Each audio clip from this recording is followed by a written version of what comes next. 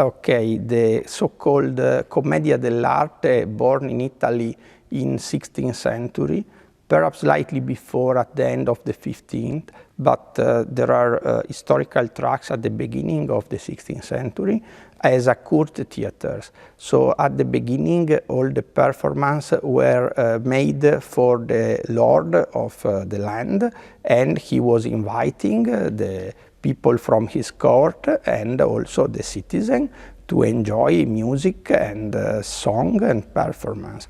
Then this moved slightly, and at the end of 16th century, the first public theater was built, which was not owned by the lord, but created by a group of citizens, which created a sort of society, an academia was called, the Accademia degli Intrepidi. This happened in Ferrara, and without any support from the court, the lord here was called Duca d'Este, but the lord didn't support this because he was running his own court theater. But those citizens wanted to have their own music in their own theater, so they bought what was a very ancient magazine, a store for vegetables actually, and they emptied it, and they asked a famous architect who was named Aleotti to build the interiors, everything by wood, as a theater for being used for performing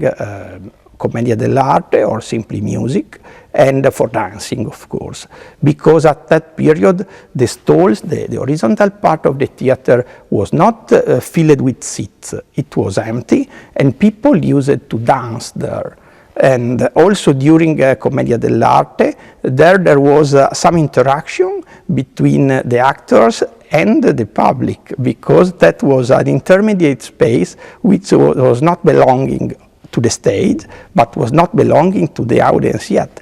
And strange things did happen during those performances. So this was the first public theater built in Italy. I think it was 1580, the year. Then Aleotti, after the success of this building, he was asked by the Duke of Parma, who was Farnese, Duca Farnese, to build what is now known as Teatro Farnese, again completely in wood, and this is preserved, is still visible and is still used in Parma for concert.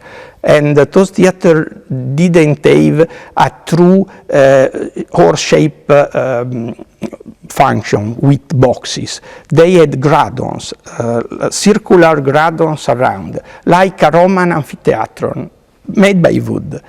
So there were no boxes actually, there were stalls without seat, and people were sitting over those gradons, but they still had the first stage with the scenery.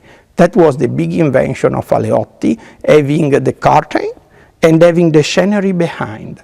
At the beginning, the scenery was fixed and was resembling the house of a town. For example, the Teatro Olimpico in Vicenza is made this way. It has fixed scenery. The big invention of Aleotti was to have a much more depth stage house behind the curtain and to allow to change scenery. So this made it possible to have what is the modern theater with variable scenery and similar things.